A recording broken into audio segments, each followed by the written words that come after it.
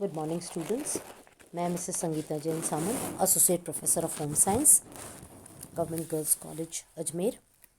आज BA part 1 home science के students को पेपर 1 मानव विकास में खेल के विकास के चैप्टर में आगे बताने जा रही हूँ। आज हम इंटरेस्टिंग चैप्टर को और आगे जानने की कोशिश करते हैं। आज का टॉपिक है बालकों के खेल की विशेषताएं, कैरेक्टरिस्टिक्स ऑफ चिल्ड्रंस प्ले। ये जो है आपका चैप्टर आपको आपकी पुरानी यादें जो है फ्रेश कर देगा। तो चलिए समय वेस्ट ना करते हुए हम शुरू करते हैं। तो विशेषताओं में सबसे पहली विशेषता है बालकों का खेल परंपराओं से प्रभावित होता है। यानी जो हमारे ट्रेडिशंस हैं, जो हमारी परंपराएं हैं, उनसे हमारे खेल बेहद प्रभावित होते हैं। आपने देखा होगा हर छोटा बच्चा जो है छुपम छुपाई खेलता है, हर छोटा बच्चा गेंद से खेलता है, हर छोटा बच्चा कूदने वाले खेल खेलता है। तो कहने का मतलब ये है कि जो हमारा गुड़ियाओं का खेल है, गेंद का खेल है, छुपम छुपाई है, सतोलिया है, इस टाइप के जो हैं, चोर सिपाही है, ये सारे खेल हम बचपन से खेलते आए हैं और ये खेल जो है हमारे ट्रेडिशंस से चले आए हैं। चाहे वह एक अगर हम बात करें तो निम्न आर्थिक वर्ग का हो चाहे उच्च आर्थिक वर्ग का हो, ये गेम्स सभी बच्चे खेलते हैं। सेकंड कैरेक्टरिस्टिक है बालकों के खेल का एक निश्चित प्रतिमान होता है। Childrens play follows a definite pattern of development. मतलब इसकी जो स्टेजेस हैं, अगर हम बात करें तो हर एक का जो एक स्टेज जो है, जो डेफिनेट पैटर्न है, स्टेजेस जो हैं प्ले की या अवस्थाएं जो हैं, वह शुरू होती हैं खोजक अवस्था से, एक्सप्लोरेटरी स्टेज। जैसे छोटा शिशु होता है वह हर चीज़ को खोजने की कोशिश करता है, छूकर, मुंह में डालकर, देखकर। तो इस तरह से जो है एक्सप्लोरेशन शुरू होती है। तो हर बच्चा झपटने की कोशिश करता है, जो उसको दिखता है उसको हाथ बढ़ा करके पकड़ने की कोशिश करता है, उस खिलौने को मुंह में डालने की कोशिश करता है। ये अक्सर कुछ माह के बालक जो हैं 4, 5, 6, 8 माह के बालक करा करते हैं। दूसरी आती है खिलौने वाली अवस्था, टॉय स्टेज।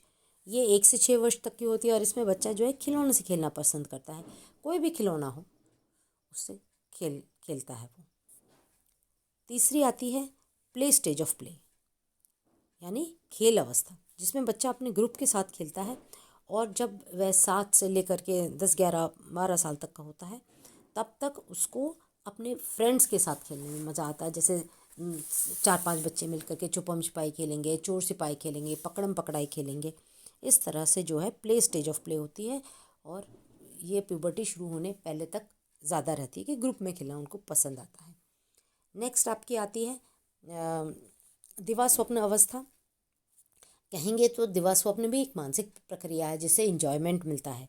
तो यह भी जो है इस प्रकार की अवस्था में बच्चों को इंजॉयमेंट मिलता है और ये अक्सर प्यूबर्टी की एज यानी वय संधि की स्टेज में ज़्यादा कॉमन आती है। तो ये आपकी अवस्थाएं हैं जो जिनसे कि बालक गुजरता है और ये ही निश्चित पैटर्न होता है। हर बच्चा इस अवस्था से गुजरता है, चाहे वो भारतीय हो, चाहे वो जापानी हो, चाहे वह अमेरिका का हो। अगली कैरेक्टरिस्टिक की बात करते हैं कि आयु वृद्धि के साथ साथ खेल की क्रियाओं में कमी आती है।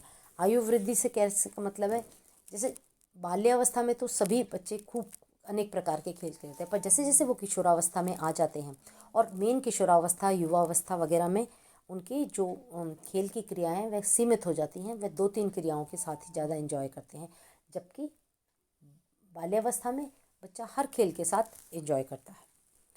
नेक्स्ट, आयु वृद्धि के साथ खेल के साथियों में भी कमी आती है।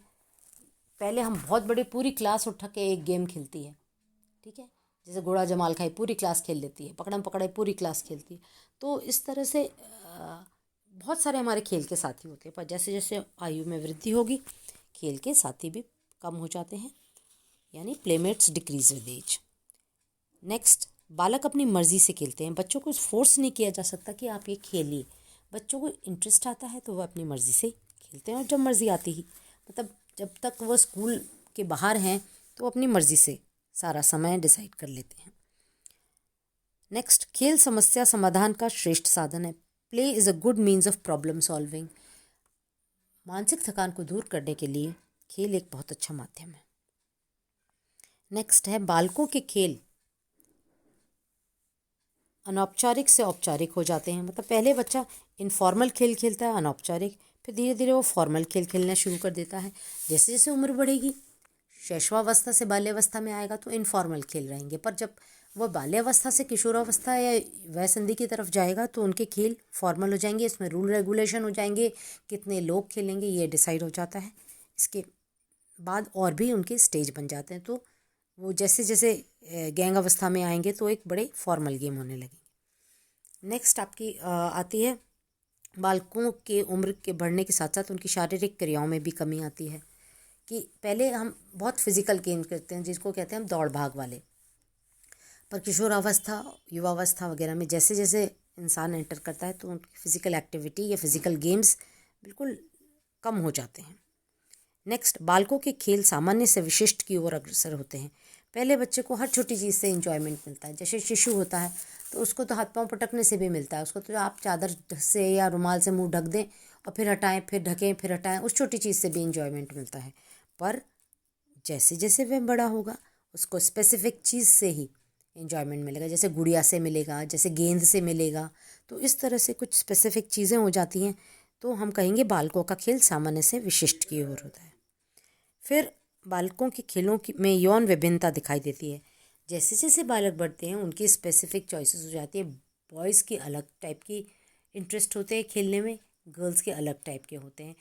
बॉयज़ के फिज़िकल ज़्यादा होते हैं, गर्ल्स के लेस फिज़िकल होते हैं, सामान्य रूप से अगर हम बात करें तो इस तरह से हमको डिफरेंसेस भी नज़र आते हैं। 11वां कैरेक्टरिस्टिक है उम्र वृद्धि के साथ खेल सामाजिक होते जाते हैं। पहले बच्चा अकेले भी खिलौनों से खेल लेता है, पर जैसे जैसे वह बड़ा होगा उसको संगी साथी चाहिए, प्लेमेट्स चाहिए, वह उनके साथ मिलकर खेलने में खुश रहता है, अकेले उसको मज़ा नहीं आता है। नेक्स्ट है बालकों के खेलों की आवृत्ति की अधिकता होती है। There is a repetition in childrens play. बच्चे जो हैं बार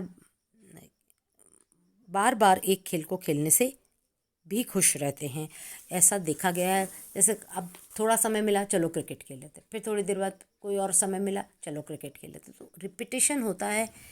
उनको जिस चीज़ से इंटरेस्ट आता है वो चीज़ वापस वापस करते हैं। जैसे किसी बच्चे को हो सकता है गाना गाने में मज़ा आ रहा हो तो वो बार बार गाना गाने की या म्यूज़िक प्ले करने में इंटरेस्टेड होता है। नेक्स्ट है बालक नए खेलों के प्रति इच्छुक होते हैं। मतलब children have a desire for new play. जैसे बच्चों की उम्र बढ़ती है तो उनका इंटरेस्ट रहता है कि आज चलो आज कोई नया खेल खेलते हैं, आज नए तरीके से सीखते हैं, तो ये एक इंटरेस्ट और बना रहता है। नेक्स्ट है बालकों को खेलों में खतरा भी होता है। जैसे कि अगर मान लीजिए बच्चे कुछ इस तरह का गेम खेल रहे हैं, जैसे जो नया सीख रहे हैं, साइकिल चलाना है, स्केटिंग करना है, कूदना है, तैरना है, तो इनमें थोड़ा रिस्क फैक्टर भी होता है जिसको हम खतरा कहते हैं। और लास्ट कैरेक्टरिस्टिक्स है आयु वृद्धि के साथ साथ विशेष खेलों में अधिक समय लगता है। Time spent in specific activities increases with age. क्योंकि हमारे गेम्स फॉर्मल हो जाते हैं, क्योंकि हमारे रूल्स रेगुलेशन ज़्यादा होते हैं, तो इस तरीके से जैसे जैसे हम उम्र में बड़े होंगे तो हमारे जो खेल हैं उसका समय भी निर्धारित हो जाता है और वह ज़्यादा हो जाता है। तो ये हैं कुछ 15 कैरेक्टरिस्टिक्स जिनके बारे में मैंने आपको बताया, बालकों के खेल की विशेषताएं। आपको नोट्स में एक चार्ट, एक डायग्रामेटिक तरीके से चार्ट के रूप में भी, जिससे जल्दी आप समझ पाएँ, जल्दी याद हो जाए, इस तरह से भी आपको आप देखेंगे नोट्स में लिखा हुआ है। तो ये सारी चीज़ों को आप बहुत इंटरेस्टिंगली एग्जाम्पल दिमाग में लाते लाते आप इनको पढ़िएगा, ये आपको फटाफट आसानी से याद हो जाएंगे। धन्यवाद।